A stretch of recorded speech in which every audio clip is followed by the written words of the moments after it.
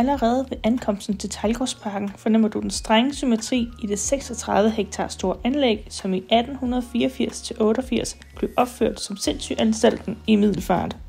Noget af det første at bemærke er de smukke indgangspartier i bygningerne, som består af store, robuste trædøre, der er symmetrisk placeret med et rundbuet topvindue, som kan lukke lys ind i opgangen, hvilket var meget populært i slutningen af 1800-tallet. Bygningsinspektør Wilhelm Valdemar Pedersen opførte anlægget i et italiensk renæssancedesign med en stor detaljerigdom på de 21 bygninger, der omrammer hovedbygningen, der i dag danner smukke rammer om virksomheden Urenholt.